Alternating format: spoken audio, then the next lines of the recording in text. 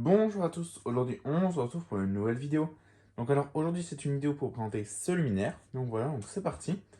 Donc une Carandini Village, voilà. Donc Carandini Village, donc c'est un luminaire italien, donc que Edouard m'a donné. Donc qui m'a ramené il y a un moment maintenant. Voilà, voilà, donc je me suis décidé à la refaire, donc bah c'est parti, hein. Donc là je vais vous faire la vidéo sale. Et plus tard dans un second temps il y aura la vidéo propre. Donc voilà, voilà, on voit voilà le luminaire. De côté. Voilà. Donc là, pour vous, il est un peu à l'envers. Hop là. Voilà. Voilà ce que ça donne. Donc, luminaire typiquement italien. Voilà. Là, c'est la partie appareillage. La partie du dessous. Avec le petit capuchon qui est encore là. Donc, ce capuchon, on peut l'enlever très facilement. Et souvent, sur les MC, les Shredder MC, par exemple, il est plus là. Donc là, c'est un étonnant qui est encore là. Donc, voilà. Donc, l'arrière. Voilà. Village. Ici. Modèle village. Voilà, voilà. Donc, c'est du 100 watts. Donc ce modèle, je l'ai eu non appareillé, voilà, parce que Edouard il a pris tous les ballasts parce qu'il en avait besoin. Donc moi je l'ai réappareillé avec mes ballasts. Voilà, voilà. Donc Edouard il m'a dit que quand il a lui, la platine qu'il y avait dedans, elle était en 100 watts. Donc du coup, voilà, donc du coup je l'ai réappareillé en 100 watts. Donc j'ai mis une lampe poudrée. Et franchement, ça va nickel dans le milieu du réflecteur. Donc on voit que c'est vraiment fait pour 100 watts. Voilà, voilà.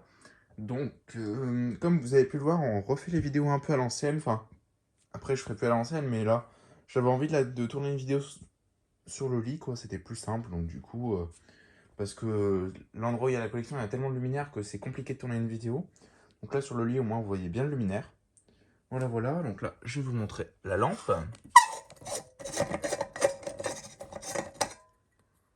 Voilà. Osram Dialox 4Y, Navson T. Voilà, E.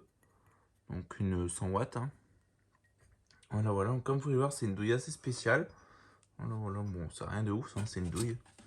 Donc, les luminaires italiens, ils ont une particularité. Enfin, on voit que les luminaires italiens, c'est toujours fait un peu version top budget. Donc, les luminaires italiens, c'est toujours le moins de matériaux possible et les matériaux de la plus mauvaise qualité possible. Parce que en Italie, ils pensent que les luminaires, c'est juste pour le côté fonctionnel, mais c'est vraiment pas du tout pour le côté esthétique. Donc, du coup, côté esthétique, ils passent vraiment pas derrière. Et du moment qu'ils durent dans le temps, le luminaire, c'est bon pour eux. Donc le luminaire avant il avait une vasque, donc la vasque elle est plus là, elle a dû éclater. Donc voilà, donc le luminaire Edouard il l'avait récupéré dans une déchetterie il me semble, donc dans le sud de la France. Donc du coup toutes les vasques elles étaient éclatées, donc du coup c'est le seul qui était à peu près en bon état. Donc les seuls problèmes c'est la petite arête là qui est un petit peu tordue, ça c'est pas tordu, ça c'est d'origine on le voit. Et là c'est un peu tordu mais sinon il n'y a pas de bosse le luminaire, donc voilà.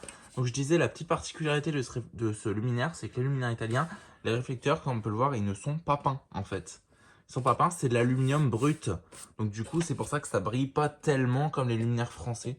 Donc la brillance, il y a de la brillance mais très légère par rapport aux luminaires français comme une EPA, une solaire ou des trucs comme ça. Donc là, voilà, on va passer au bloc appareillage. Donc voilà le dessus.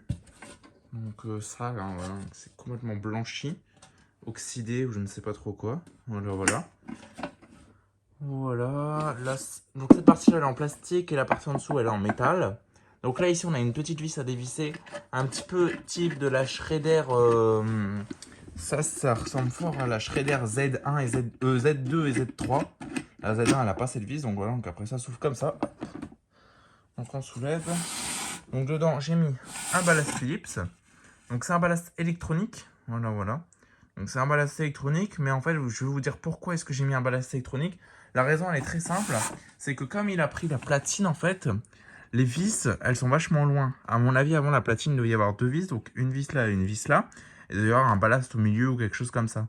Et comme il n'y a plus ce ballast, enfin qu'il n'y a plus cette platine, j'ai pas de ballast qui sont aussi grands. Et quand j'ai vu ce ballast électronique, c'était vraiment tout pile nickel. Voilà, voilà, donc nickel, ça rentre nickel parfaitement. Franchement, c'était vraiment bien. En plus, c'est un ballast Philips, hein, donc c'est un ballast de bonne qualité. Donc c'est un ballast qui date de 2006. Le Lumière, je sais pas trop de quand il date, mais il doit être quand même ancien. Des fois, il y a des dates sur les Alpax. Non, je vois pas de date. Peut-être quand je nettoierai. Non, je vois pas du tout de date. Des fois, vous voyez, il y a des dates sur les Alpax comme ça. Donc voilà le balade, vous pouvez mettre pause pour lire. Donc je l'ai déjà câblé au niveau de la lampe, même s'il va falloir que je le décable quand je vais... que je le démonte et que je le décable quand je vais démonter le luminaire pour le refaire. Donc là, ici, on a la partie bride, donc les vis, elles tournent. Hein. Voilà, les vis, elles tournent. Donc là, c'est des trucs d'araignée, là. Voilà, les petits nids d'araignées. Donc voilà. Donc moi, j'ai pas du tout peur des araignées. Hein. Moi, je peux les prendre comme ça.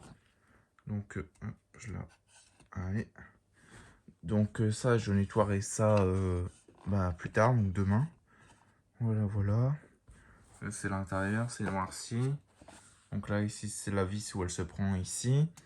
Donc par contre, les deux parties là, entre là et là, c'est rifté. Donc du coup, je vais pas dérifter, donc je vais essayer de faire comme je peux pour nettoyer. J'ai pas trop l'accès par ici.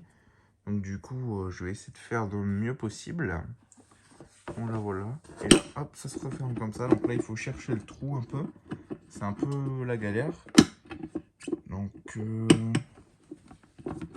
là, ça se referme pas. D'habitude, j'y arrive tout de suite à trouver le trou. Mais là, ça ne se referme pas, comme par hasard. Voilà, là j'ai le trou. Voilà. Donc une vis manuelle. Enfin voilà quoi, donc vraiment sympathique. Hein. Donc je vous remontre un peu de derrière. Donc le trou pour mettre la bride. Voilà. Donc c'est vraiment sympathique comme luminaire, j'aime beaucoup. Donc petit luminaire italien en plus. Hein. Donc j'avais déjà du Faelluce, des projecteurs Faelluce, des Faelluce Star. Et maintenant j'ai ça. Donc une Carandini Village. Voilà. Donc voilà ce que ça donne. Enfin voilà quoi. Donc sur ce, on va se laisser là-dessus. Donc n'hésitez pas à liker, commenter et à vous abonner. Ça ferait vraiment super plaisir. Et sur ce, je vous dis au revoir. Allez, ciao.